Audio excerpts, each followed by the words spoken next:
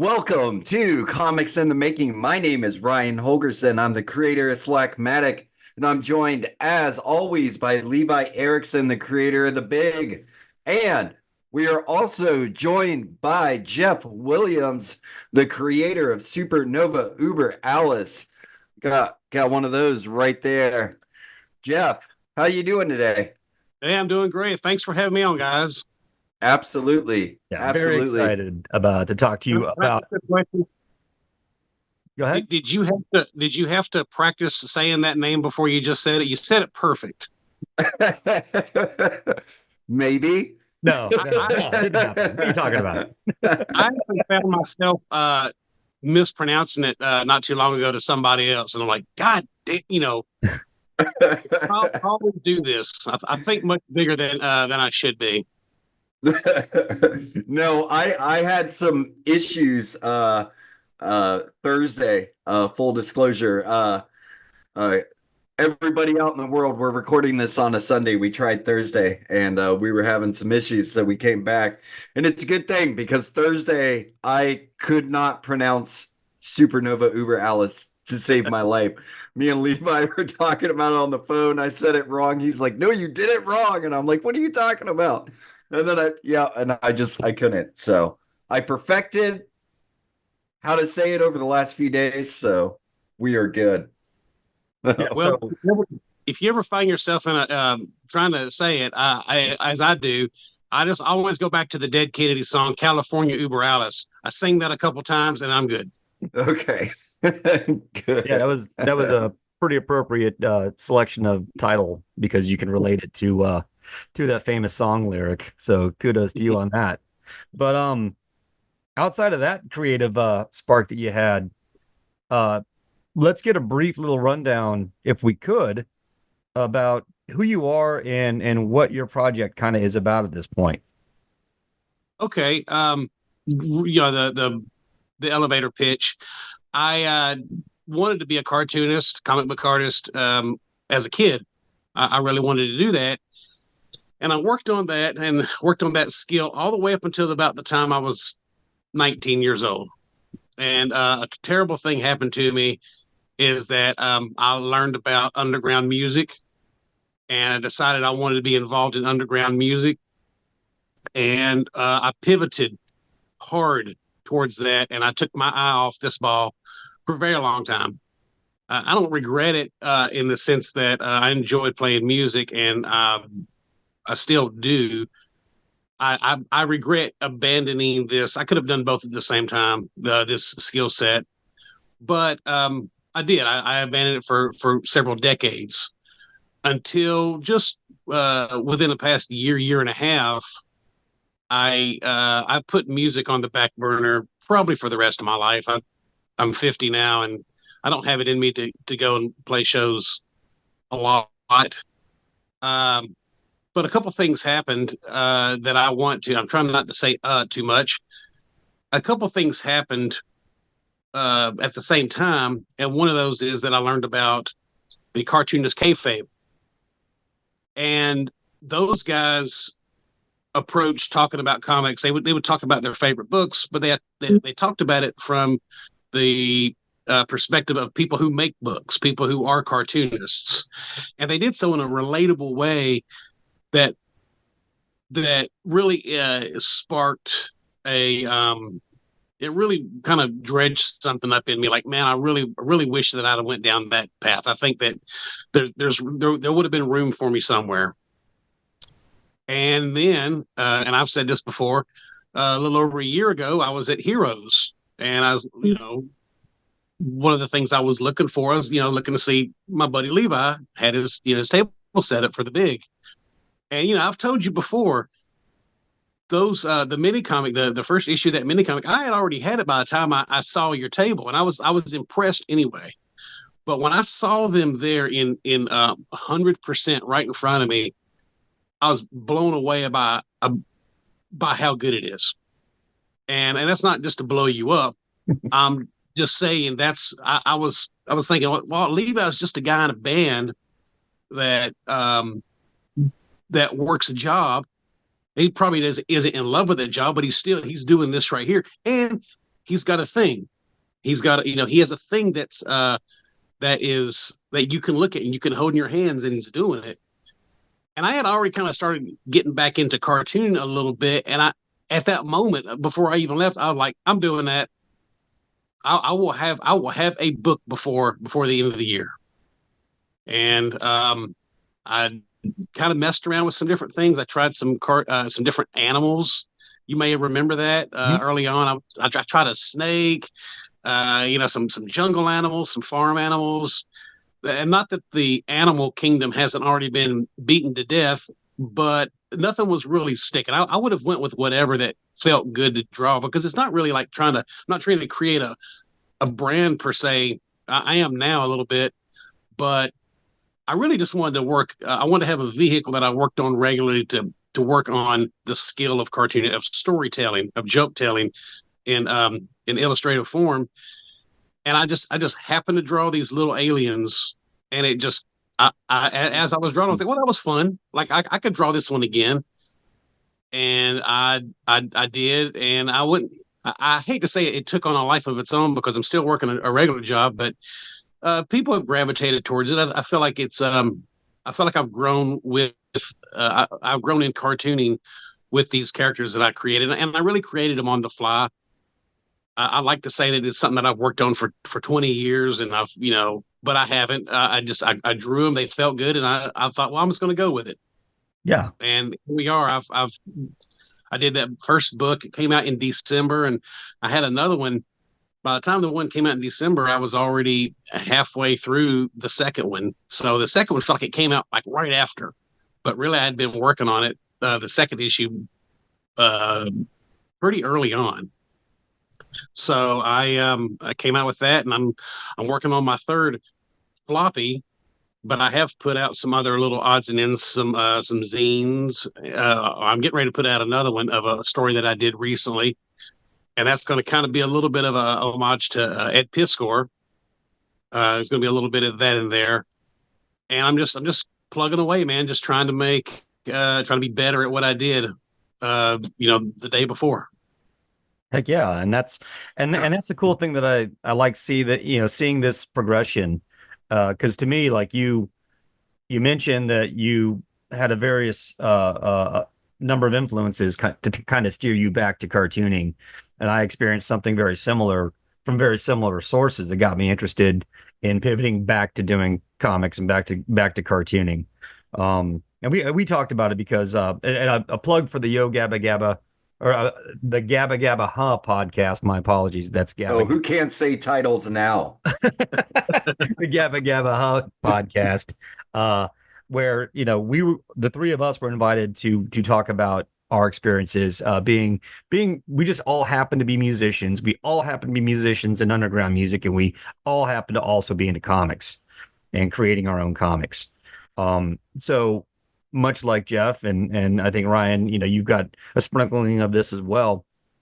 It was hard for me to focus on one or the other. I focused on music so much and shelved comics, and every now and then would come back to it. So, but I'm glad to be here, and we're glad to have you amongst the community and watching that first strip. You started posting strips. And I want to talk about your format here in a minute, but I just wanted to say and give you props for, posting that, starting with your strips, and then all of a sudden there's a book, and then all of a sudden there's that second book you talked about, and you're doing events, and you're finding different ways to connect with an audience besides the usual avenues that a lot of cartoonists take. So I could throw it to Ryan too, but I want to know more about how you settled on a strip format and how you grew that as your mode of expression. Well, I tell you, it's a little bit of cheating. I actually trying to think of the right way to say this. So I have a bunch of influences, and a lot of times I'll think about a name of somebody that I'm influenced by, and I'll just look them up on YouTube to see if there's interview footage of them or not. And it might be somebody very minor. There was a cartoonist named Dick Brown he was the cartoonist on Hagar the Horrible. That was his creation. which I love Hagar the Horrible. And when he died, his son Chris Brown took over. Chris Brown has died recently also, but before he died, he did an interview, and he showed how his process that I use to this day, and I used it from the very beginning, is that he has a template. He has a 2-panel or a 3-panel template. He just lays down and just draws it out with a pencil. And I was like, well, that beats pulling the line gauge out and marking off and going through that game every day. So I made a stencil, the same stencil that I've been using for over a year now. And it's just a piece of 2-ply Bristol. So I will take that. But before I do that, I try to have an idea. And I will be honest with you, the having an idea of what my 3-panel story will be, or if it's a 6-panel or a multi-page story, the idea is the hardest part for me. So I try to work on that a lot, come up with something even if it's a 3-panel or a 12-page, I try to create something in my head that's it's a 3 arc, your first, second, third, to get the point across. And then I try to flesh it out in my head. I might even sketch some stuff down. But by the time I get to the point where I'm drawing, I take that stencil, I stencil it out. And I had kind of wrestled with whether I should use a straight edge to do the borders of my stuff. And I did do that for a minute. I didn't like it as much. I felt like my way of drawing lends itself to those crude hand-drawn borders and my lettering as well. So I made that decision early on to not do very smooth using some sort of straight edge. And then that's pretty much my process. And then I start plugging away at it. And it usually takes, for a 3-panel strip, takes me hour and a half, 2 hours for the most part. Do you work ahead with your writing? Or because you seem to put out you're pretty productive and seem to put out a good amount of material. Is it kind of just strip by strip? Like, oh, I've got an idea for a strip, I'm going to sit down and draw a strip? Or do you kind of work ahead with your writing and like write a whole week's worth of strips or whatever and then start plugging away? Okay, I wish I was that prolific. I will tell you what I do, and some of you guys, both of you guys might understand this from either a cartoon or even a songwriting perspective. So, sometimes when the ideas are flowing, they just won't stop, and I'll just on my clipboard in my truck. I'm a truck driver. I would just write something down, and I'll say, it'll just be like a sentence about this thing that they can argue about, or this thing that's gonna make one of them mad. I'll just write out a thing real fast, and I'll have 2 or 3 of them, and then I try to have those cataloged. And sometimes I'll have 4 or 5, and I'll just work on those. But then sometimes I'll get down where I've used all of them up, and I can't think of anything, and then comes those weeks where I've only got 1 or 2, and I've tried to make it a point to not just draw anything for the sake of drawing, which I should be, but I want the joke to be at least a little bit funny. I don't want it to be completely pointless, because the idea and the writing is just as important as the actual rendering itself. So I try to have as many ideas, and if I think of something cool, I'll write it down. And a lot of times when I'm at a customer's place for delivery, I'll have to wait, so I'll just pull that out, and I might just draw 3 boxes and kind of block it how I might want to do it. I wish there was a more consistent way that I could tell you that I do it. And I always kind of laugh about it, like not laugh about it, but I think, if I woke up and my whole job was to get 3 panels done in a day, well, it wouldn't be that hard. I could take my time, I could drink my coffee first, but we're all working people, we're all working guys. So I have to kind of fit that in wherever I can. And I also think that having a regular job, being a regular person in the world, it also kind of helps feed me ideas from time to time.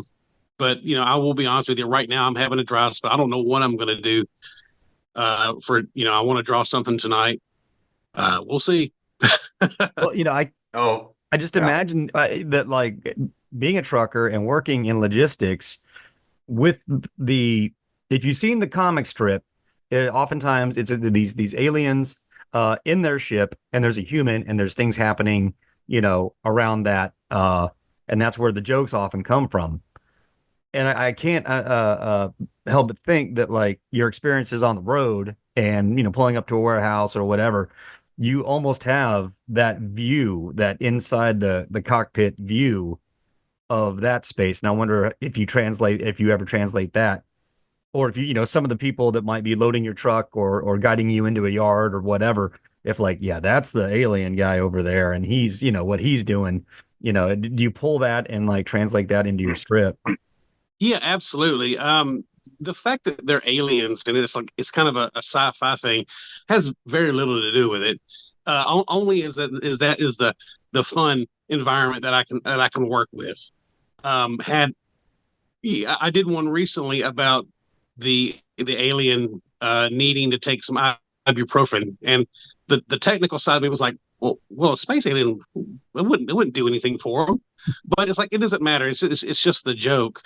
If it was barnyard animals or a jungle setting or the Wild West, the joke would still be there. I don't really care about that, but yeah, the hassles of everyday life, stuff like things that happen, because I don't really have a lot of coworkers, but I have a lot of customers that I see every day, and those things definitely uh, filter into the conversations and when you're ragging on each other in a playful way. Those things also they manifest in my writing.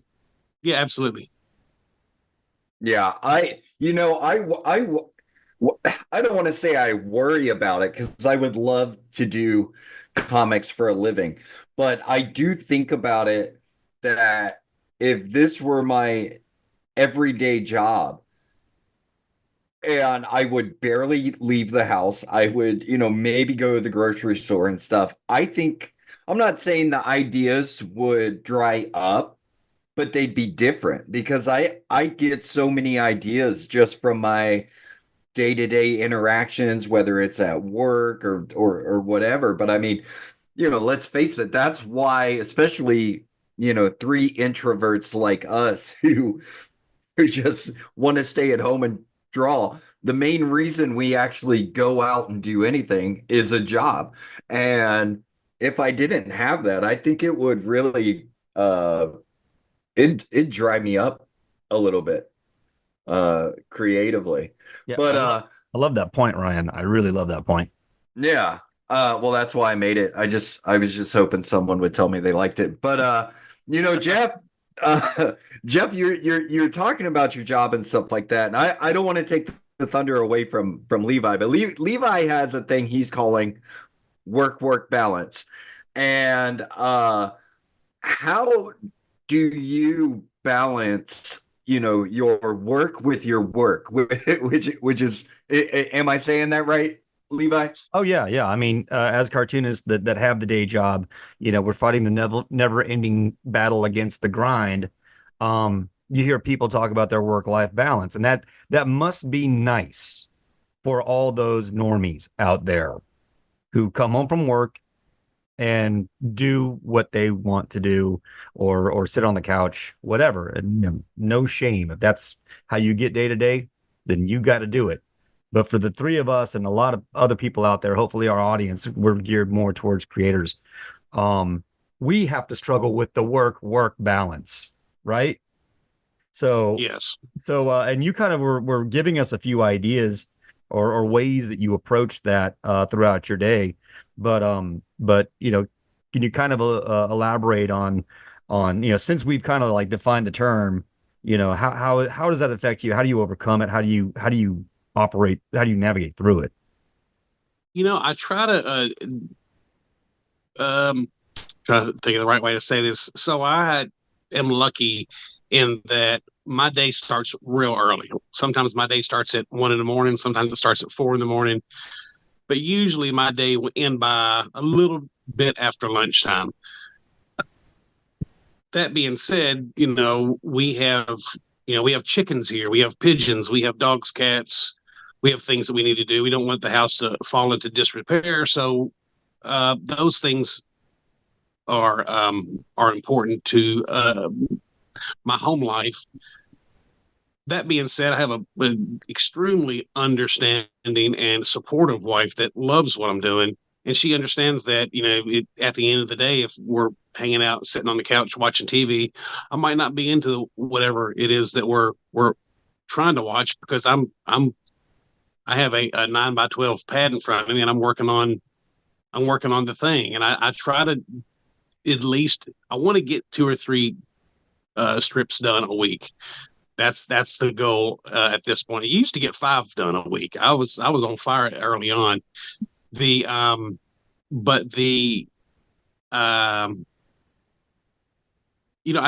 know that what the time that I have in the evening to work on things is a given, so I put a lot of priority to work on comics. Then I also try to use these opportunities where I'm just sitting around at a receiver, for where I work at, who's waiting to unload me. And if I know I'm going to be there 15, 20 minutes with nothing to do, I try to refuse that urge that we all have to reach for our idiot phone and just stare and scroll, which is real easy to do. And I try to, I will refuse that and be like, well, let me just sketch something, and let me just sketch something that might not even be what I'm going to be working on, but it might be one of my aliens holding a sword or doing something different with his hands. I try to think of something that and that'll help me practice, but also it might be a little bit of a logger jam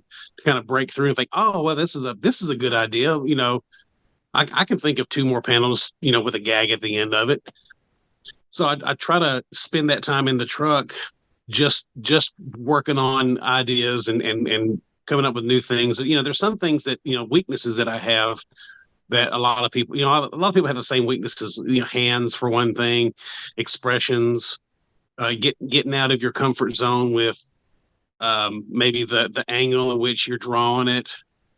And I would just kind of sit in the truck and do that. But when it comes to actually working on the strip itself that I will put out into the world and eventually print, I make time at home at night for that, and I try to give myself several times a week 2 or 3 hours to do that. What is it about the strip format that appeals to you? Because me and Levi, now I've worked in strips here and there, and I have a great appreciation for comic strips. But currently me and Levi are pretty much doing comic books. Levi's working long form. I'm working more short form and stuff like that, but still comic book formats. What is it about the comic strip format that appeals to you? Because you started with that and then you kind of, went to these longer stories, those 6-panel ones, and now you've gone back to the 3-panel strips. What is it about that? Well, that's a good question, and I actually have several answers for that. And don't mistake. I would love, and I plan to do some more multi-page stories. I really want to break out of those 6-panel pages, and like you guys do already. The only reason I do those 6-panel pages where they're each the same, they're the same cube, is for Instagram. That's why I do that. But I do want to get into doing more pages of traditional comic book size. I think I can do that while I work on the strip. But why do I like the strip so much? For several reasons. For one, when it comes to writing, I'm not that great at it, but what I can do, much like when writing music, the shorter the better. I can write a minute and a half song better than I can a 4-minute opus. Mm-hmm. I can write a 3-panel gag better, easier and more effective than I can a 12-page story. Also, what I like about comic strips, both as an artist and as a reader, especially in like the daily funnies when they were printed, I love the disposability of cartoons. Comic strips weren't meant to be something that you thought about for very long. You looked at it, you read it, you chuckled, maybe you didn't, then you moved to the next one and you forgot about it the next day. It wasn't meant to be life changing. Hagar the Horrible isn't supposed to be like Watchmen or Mouse or Dark Knight Returns. It's just supposed to make you chuckle, or maybe like, oh, I identify with that. I get that. Or at best, I'm going to cut that out and put it on my desk at work. Yeah, it's like the Honeymooners, but a Viking. Yeah, and that's part of the reason why I will let a poorly drawn strip just go through, because and that's another thing I like about strips is that if this one didn't go good, well, it's over. It's over in 2 hours, and Yep. and then tomorrow when I start drawing the next one, I'm restarted. Whereas if I'm in a book, or if I'm in a story, I'm in an 18-page story like I finished a couple weeks ago. That was I slogged through that one and I was stuck in it because I'm not a great writer. I was drawing and I was writing 1 or 2 pages ahead of what I had already drawn, which I know is like not the way to do that. But with strips, it's like you could knock it out, and if you had a great one, that's great. If it wasn't that great, well, you just move on to the next day and you're brand new. That's part of the reason why I like strips. I've always loved strips. I love the when you would open the paper, it's like you got this free thing, you got these free cartoons, and some of them would be real loose. They would look like, they'd be real crude. And then some of them would be super, super produced, really finely drawn type of strips. And I love that. So I've always gravitated towards strips, and it fits my writing ability as well. Yeah. Yeah, I love comic strips, and I've messed around with it a few times, but kind of like, I think what you were saying, I think it's okay to just be like, this is what feels right, and if strips feel right for you, that's the good, that's it. That's what you should focus on, every time I think about trying strips, I'll set up a template and I'll start working, and I just feel so trapped in those 3 or 4 squares. And then I go to the page and it's just like, oh, this is it. This feels right. But I want to get back to something else that you said just real quickly. You talked about the disposability of comic strips, and that's something I don't remember if we talked about it in a show or not, but I know I've talked to Levi about it. I want to bring back the disposability of comics, and that might sound counterintuitive, but I believe that if we get to a level of disposability with comics, whether it's online, whether it's in print, I would like to have it in print. Uh, uh, that's actually what we should be shooting for, that we're just so widespread. It's like everybody's reading it and then throwing it in the trash. I would love to get us to that point. I mean, that's like manga in Japan. Mhm. It's disposable. It's hard to collect that stuff because everyone goes out and they get those weekly volumes of the magazines, and then they read it, whatever they're reading, and they throw it in the trash, and it's so cheap and stuff like that, nobody cares.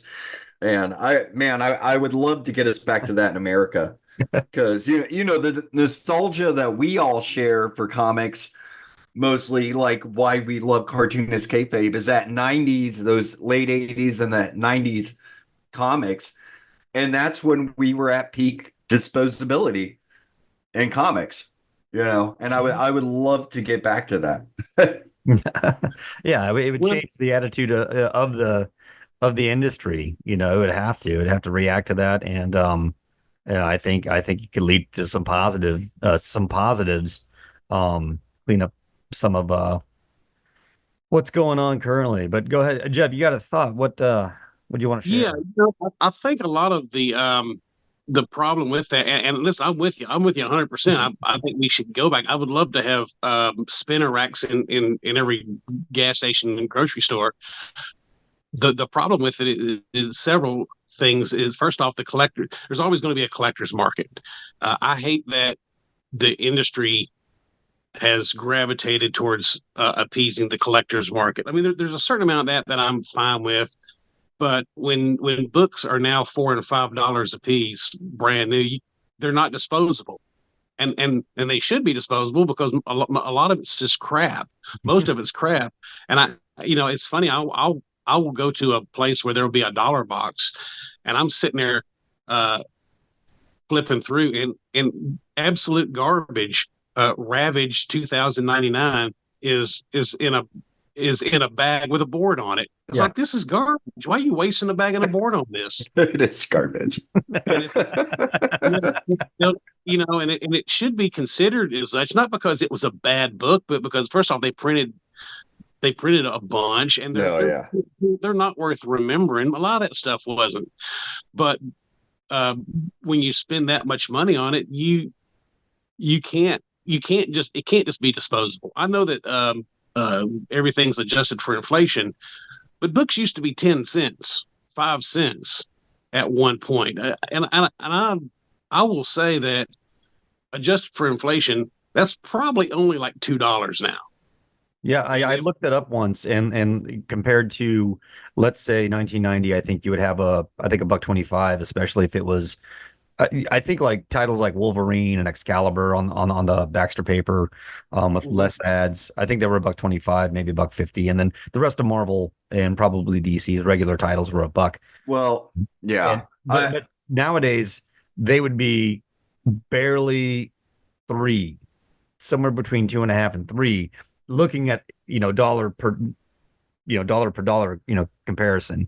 So the $4 or $5 price bump has got a lot less to do with adjusted for inflation, and a lot more to do with the used to be a really wide net cast out. That net has shrank. So the market, people buying comic books, they were made for kids.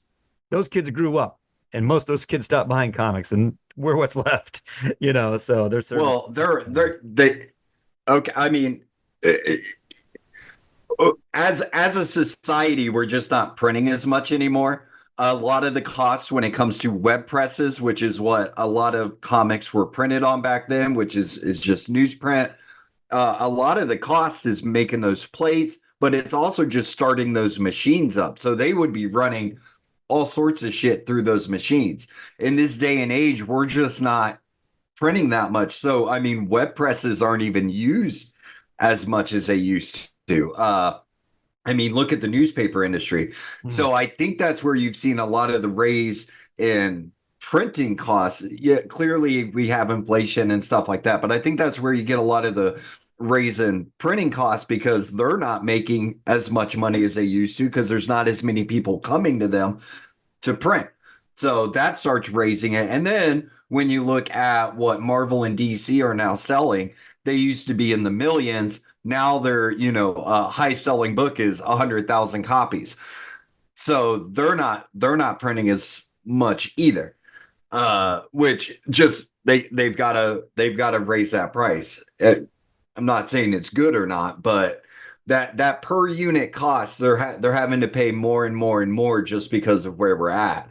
I'd love to see Marvel comics. There's less people buying comics now. Right. I would love to see Marvel or DC. I know I've said it before. Other people have said it.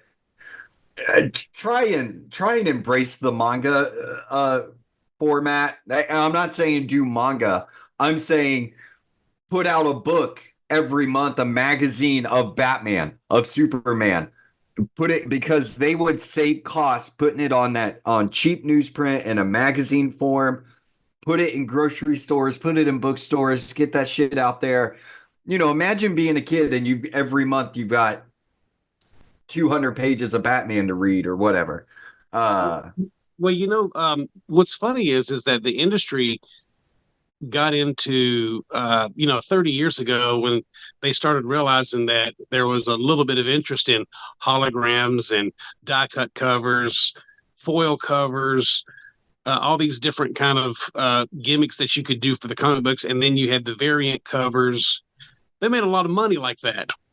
Mhm. What happened is that it quickly that um that business model didn't last very long, but they keep continuing to act like it does, and yeah, that's why we have all these books and no one's buying them, and they cost five, $4 and $5 and $6 a piece, and they're just acting like it's business as usual.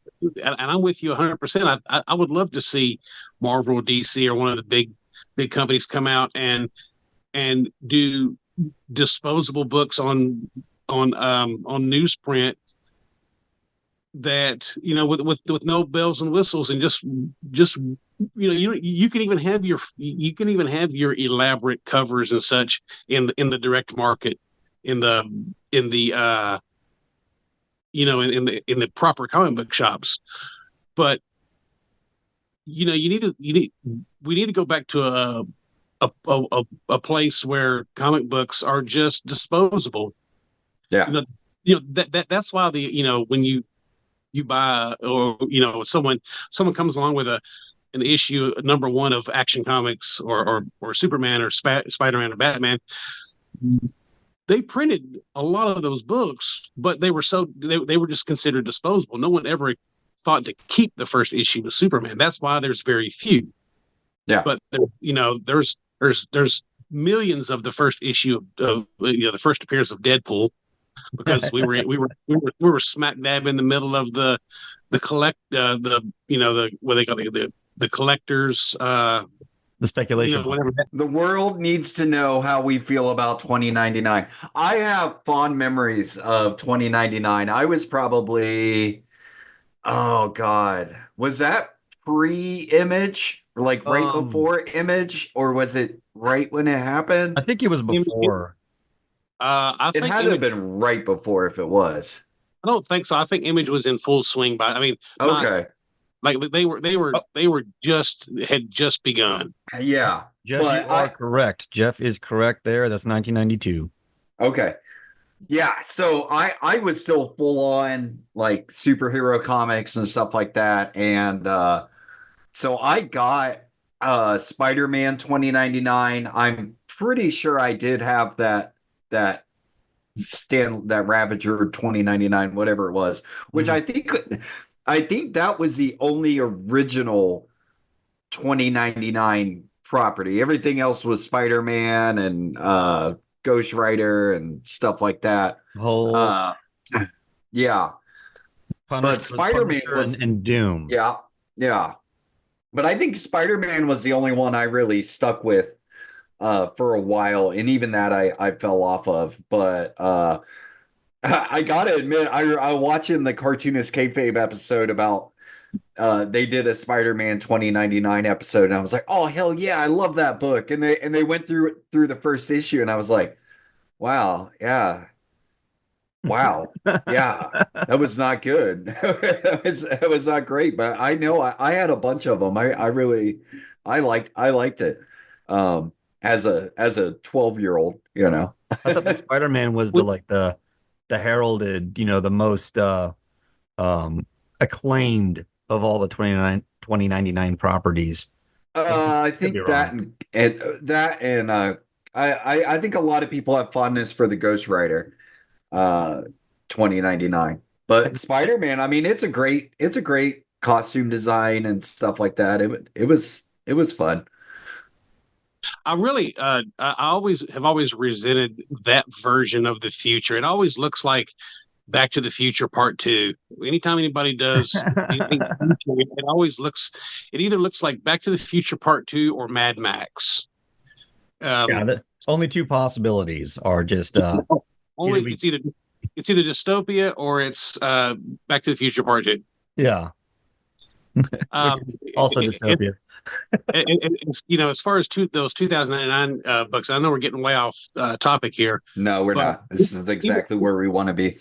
even as an 18-year-old kid who didn't know shit from Shinola, I didn't know what was going on. Even at that dumb age that I was, I recognized that there was nothing more than Marvel trying to have a bunch of number ones and have and to kind of stay competitive, because at the time Marvel was number one, but then when Image started, Image became number one, even if they weren't selling quite as many books as those really hot like Jim Lee books and Todd McFarlane books and Rob Liefeld Marvel books. They were hot. People were Yeah. talking about them. Yeah. And then there was all these other things started happening.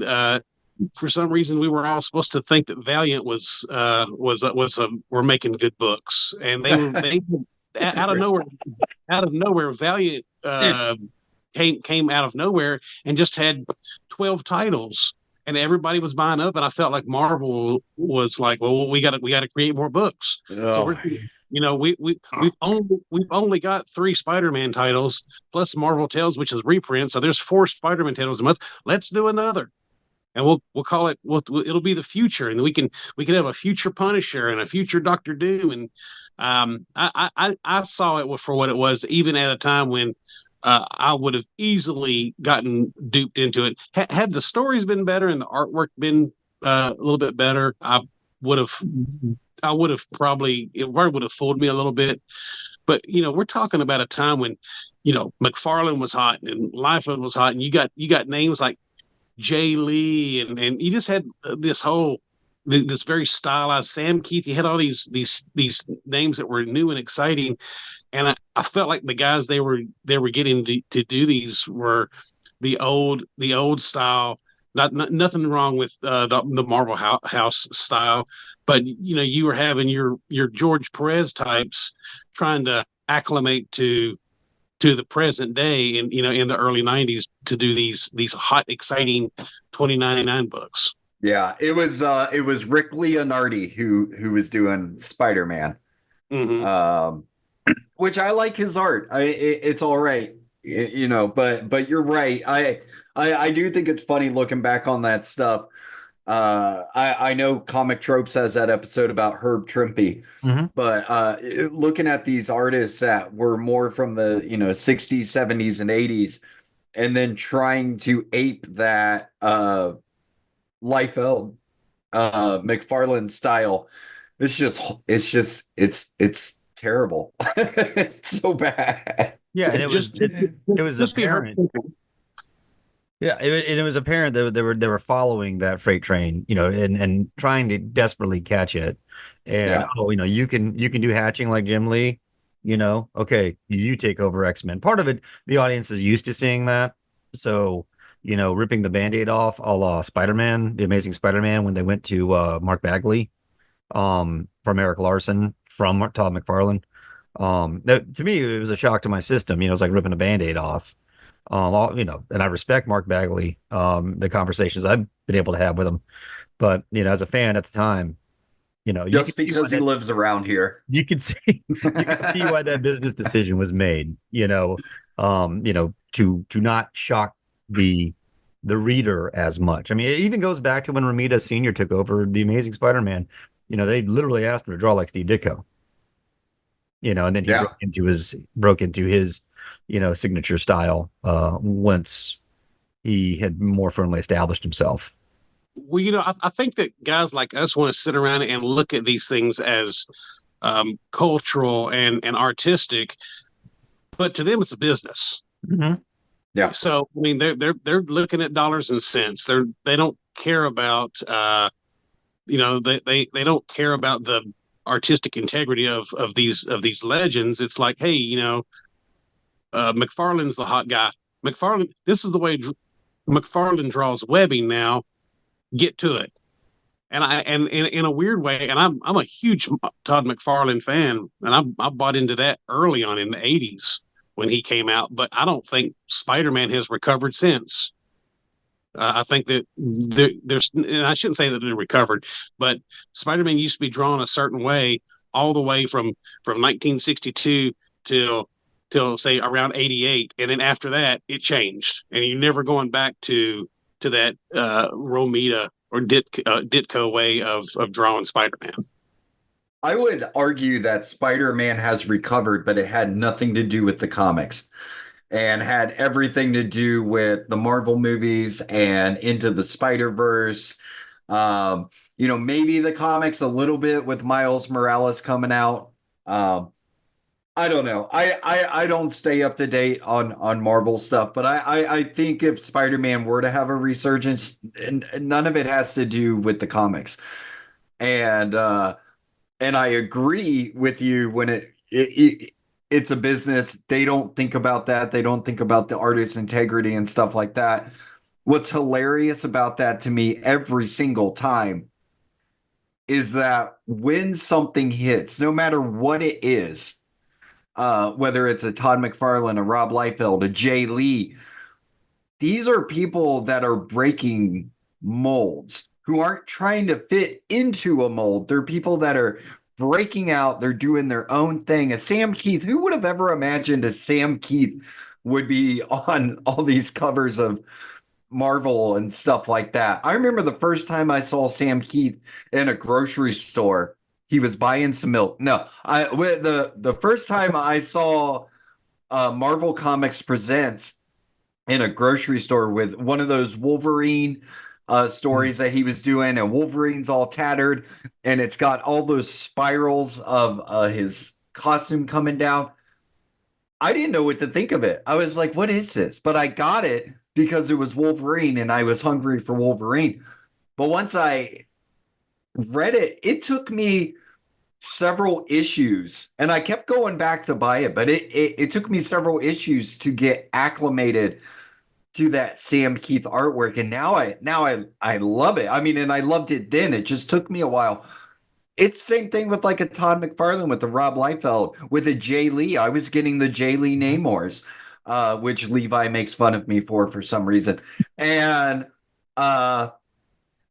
because they look so different, and that's what I think is so funny about anything in business when it comes to a creative outlet, are these people sitting back going, oh, this is hitting. Now we need more of that. We need more of that. Not, let's find something new and creative. Maybe that's the new thing. Wouldn't it be great to have a world where a big company like Disney was actually trying to find new things every single time they did something, instead of just regurgitating the same shit over and over and over again?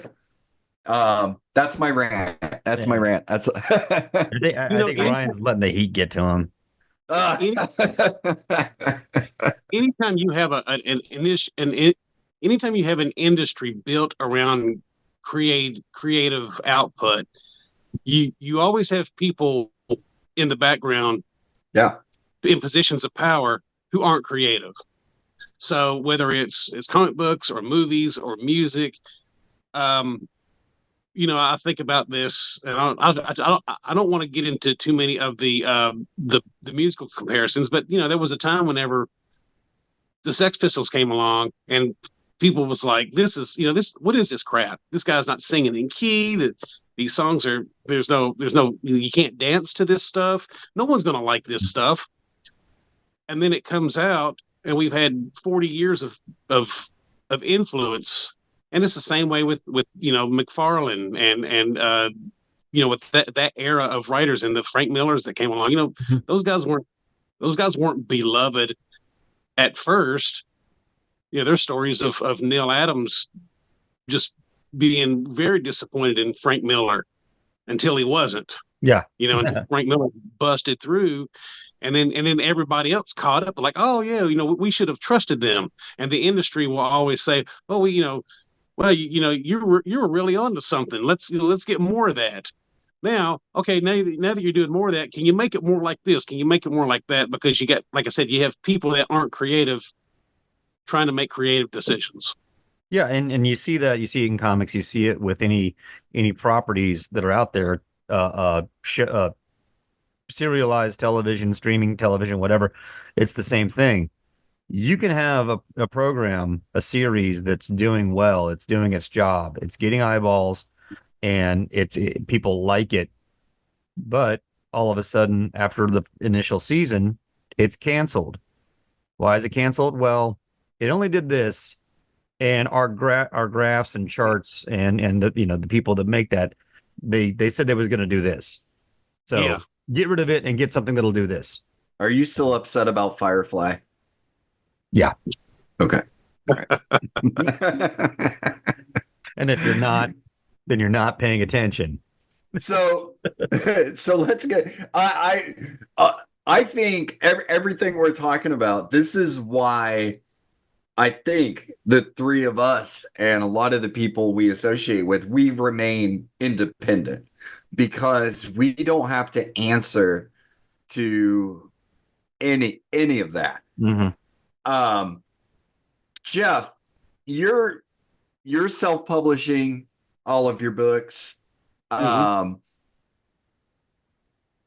Do you see a time where you would like to find a publisher? Where you'd like, air quotes, go further? Because I think that's a false narrative a lot of times. Or are you comfortable continuing to self-publish? And what have you learned this year? Self-publishing and I mean running a micro business, a small business like we do. Well, that's another really good question. I'll tell you, it's a little of both. I don't aspire to get I don't aspire to get picked up by a publisher outside of what I already do. Not because I don't think that I could. I just don't want to make that the motivation for what I do. I feel like, to me, the motivation is to just be a better storyteller, a better joke teller, to be a more creative artist. And these things don't cost a lot. You think about, okay, if I print up 100 books and at $1.87 in shipping, is these things are $200 for 100 books. Yeah, that's it does suck whenever you go to give that card number. But at the same time, if this was 1990, you'd have to get at least 5,000 printed, and it would cost you $3,000 or $4,000. Back then, right? $200 to print 100 books, and always have that available. That's not bad. And I know this. It might sound like I'm getting off on a tangent, and I'm really not. I would. To me, the benefit of being with say a publisher would be the distribution and maybe the promotion. And we live in a much different world today than we did say 30 years ago with respect to being with a publisher. I mean, now you don't have to go stand in line and mail off your packet to an editor or a publisher. You can just upload that stuff, and it's easy and free to do. And I imagine there might be a point in which I do that for an actual publisher, but I don't see myself making work for that express purpose. And if it happens, it happens. But I fully expect to be a truck driver that makes comic books, for another 12, 15 years.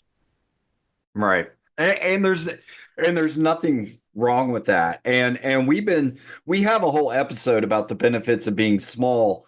But I think what was it? I think it was last week. We haven't put the episode out yet. Of course, by now the episode would have been out. I don't know. My time is just an illusion. Anyway, we talk about the benefits of being small a lot, and how you have great freedom when you're not dependent upon your creativity for paying the bills. Because, let's face it, if your job was every single day to write those three panels and put them out, I'm sure you could do it, but you're going to have those days where you're like, man, I just don't want to do it. And it's kind of nice to have that freedom to be like, you know what? I don't have to do a comic today. I can actually just watch TV. And this is my passion. It's my hobby, but I don't have to rely on this for my bills. And I think there's great freedom in that. I think it's good for us to always try and push for more.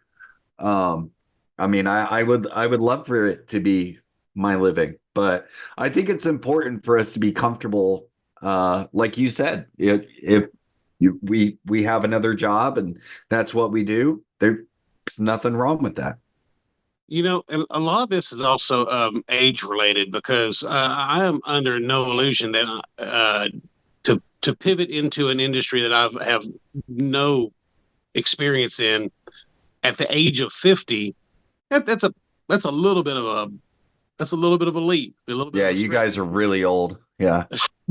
I, I, um, I'm just doing this for the sake of doing it. And again, if something came across that'd be great, but it's not why I do it. I Yeah. do it. I do it to just be better at it. I could play golf, or I could play video games, or I could do disc golf. I could whatever. This is Pickleball. this takes the place of that. Um, so it's it's taking the place of playing music as well. It's a lot cheaper than playing music also. $200 for a print run of comics is a lot cheaper than being in a band. Absolutely, 100%. Yeah. My camera doesn't know I'm here anymore. I don't, for some reason. I can see. I'm out of focus. How you're seeing me now is how I see everything, right? Like this. So, and it comes back. That's what it is. Nope. So let's talk process a little bit. We know you do the 3 panel strips for the most part, but I want to get into the nitty gritty. What are you drawing on? Is that, what kind of bristle board? What pens are you using? Walk us through the creation of an entire strip. Tell me the tools that you're using. I gotta know. I will. It's pretty technical. Okay. So I use the whatever is on sale at Hobby Lobby, Bristol board, the smooth Bristol board, because Okay. it does matter as far as moving your pen across smooth or being rough. I just get whatever's cheap, usually 9x12 tablet. Um, I've been using the same pencil. I haven't even sharpened it since I sharpened it a year ago. And it's the 2H lead. It's the hardest lead you can get, so it barely leaves a mark. I don't use any blue line. I've been using the same white eraser for the past for about the past year. I've been using the same white eraser, and I go through Faber-Castell artist pens. Are you familiar with those? Mm-hmm. Oh yeah. I have two. There's the FM Faber-Castell, and it's like a fine tip. It's a brush pen, but it's the real short hairs, and you can do the finer stuff with it, which I use I do that for all my lettering, my borders, the actual drawing, and then I have another Faber-Castell pen that has I think it's called 1-5, and it has more longer bristles, so you can do a lot more filling in. And I use those, and I found a white paint pen that I use mostly for just my stars. I'll use it to correct some things here and there, but I really use it for the stars in my backgrounds. because it's space. You got to have stars, and you don't want to draw out every single one and ink around it. So I just do, when I'm drawing space, I draw. I just fill it in with black, and then I take the white paint pen. I can't even tell you what it is. I buy them off of Amazon, and I really like them. They dry real quick, and I've tried some others I didn't like as much, so I just buy a box of 4 or 5 of them, and each one will last me a month or two. Have And you tried these? Man, I will be 100% to tell you, I can barely see. I'm not this is yeah. This is a white jelly roll pen. And Okay. you can usually find these in Michael's, although I haven't bought them in forever, but you can buy them online for sure. But it's a gel pen. They're real cheap. But they're just white gel pens. They're amazing. They're so good. Do they dry fast? Yeah. Okay. I'll keep an eye out for that. I have bought other white pens. I bought some. I was on vacation, but I took my stuff with me to draw, and I had left my white pen, my white paint pen, and I bought one Yeah. at like Hobby Lobby or Michael's, and I forget what it was, but the the pen didn't dry as fast as I was used to, and I ended up having some smudges I had to go back over. I mean, it wasn't the end of it wasn't the end of the world for me, but I just use the ones that I've bought, maybe say 3 packs of them now on Amazon. But that's basically what I use. I don't have a lot of bells and whistles. I don't do digital. Not that I'm against digital, but it's just another form of technology for me to keep up with. But I don't have to keep up with this. I just have to keep in a supply of keep in my supplies. Right. Well, it's all about what feels right for you, going back to the strips and the comics and stuff like that. And, whatever feels good is Yeah. what you should do, um, I'll, digital, traditional, whatever. I mean, they're all just tools. They're all tools. They don't make you good. I mean, they don't make your ideas exciting or interesting. No. They're just a conduit to get those out for people to see them. Yeah. I will. I'm going to argue with you on the smooth bristle board, though. Well, I'm not going to argue. I'm just going to. I used to be like you. I used to get nothing but the smooth, and I was like, it doesn't make a difference.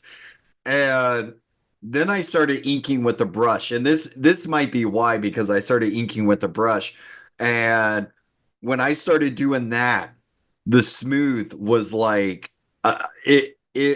I was like, this is almost too smooth. And so I went to vellum, and it was amazing. And it was like, so it really kind of depended what I was inking with. I think once you do it for a certain amount of time, you'll get pickier and pickier and pickier, and you'll start realizing the differences and stuff like that. Although I will argue, I've gotten Strathmore 500, which is like the best Bristol you can get. Don't waste your money. There's no difference. You can get that 300 in the yellow packs or whatever. It's just as good as any of Yeah, them. I get the yellow pack. I think that's the last one I got. Usually, Yeah. what I try to do is Hobby Lobby will have them. They'll have their own house brand called Master's Touch, Uh-huh. and they'll have a sale on it. It'd be like 40. Anything with Master's Touch is 40% off. So Yeah. I'll buy 1 or 2 pads. Um, but I'm not a snob about it. I mean, like if something came across that I felt better and that kept the integrity of what I'm trying to do, I would alter course in a heartbeat. Right. It's Yeah. Yeah. No. Oh no, I never was either. I tried all sorts of different stuff, just trying to see, do I actually like this better or not. I'll tell you, I used to order on Dick Blick online, and they'd have great deals for I, Bristol board. I think it's just Blick now. I Really? I think they dropped the dick. They dropped the dick. I'm being dead They got serious. rid of the dick. Yeah, they Really? hate Blick now. Yeah. Why were people making fun of that name for I some couldn't reason? imagine. I couldn't I imagine. don't. Why would they make fun of that name? I don't know. It's done so well for the sporting good stores. Yeah, I know. Moving right along. Uh,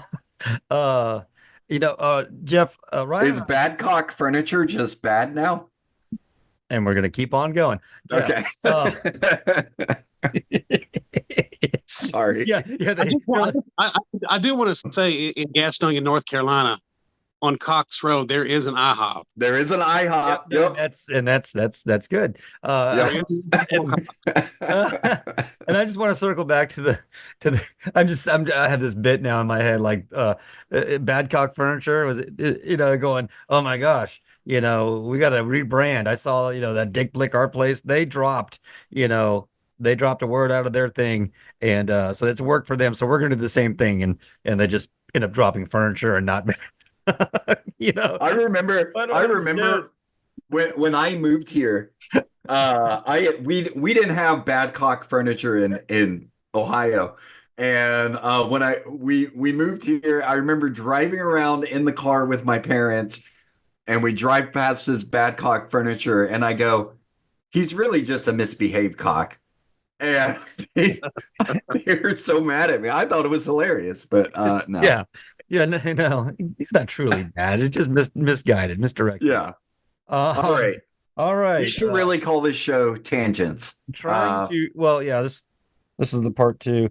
But Jeff, I think you've seen the episode where Ryan and I discuss commissions and the fact that we really don't do them and some of the reasonings why we don't do them. In that kind of similar lane, I'm wondering, what kind of art do you make outside of your strip, or do you have the bandwidth and the time to pursue other art projects, aside from the production that you're doing on your strip? Not really. Before I was doing this, I was having a lot of I was working with linoleum print, block printing, because I don't know if I ever told you this. I ran printing presses for 20 years. I worked in print shops I did everything, web presses. Yeah. I ran folders, cutters, slitters, gluers, any kind of offset lithograph press. I ran. I did that for 20 years. So when I really wanted to dive into the block printing as an art form, and I see people doing it, and there's some really great stuff. It's not that I don't want to do that or I got discouraged. It's another one of those things where with something like block printing, you have to have a dedicated space for it. Mm-hmm. You have to have you need to have a place to carve your block print, and you need to have a place to do the pressing. And I just don't have it here. But this what I'm doing now, I don't have to have that. I mean, I have a desk over here, and sometimes I just take it in the living room with me, and sit on the couch and work on it. I don't have to have 10 different mediums that I'm working on at the same time. I'm a creative person, but I'm not so voracious. I don't have such a voracious appetite to be creative that I got to do all these other different types of mediums. I appreciate them, but I got one right now. I'm working on the pen and ink and doing the comic thing, and that's good for me for right now. That's not to say I won't try some other mediums at some point, but as of right now, no, I'm not doing anything else. Yeah, and and a similar thing that Ryan and I discussed on that episode.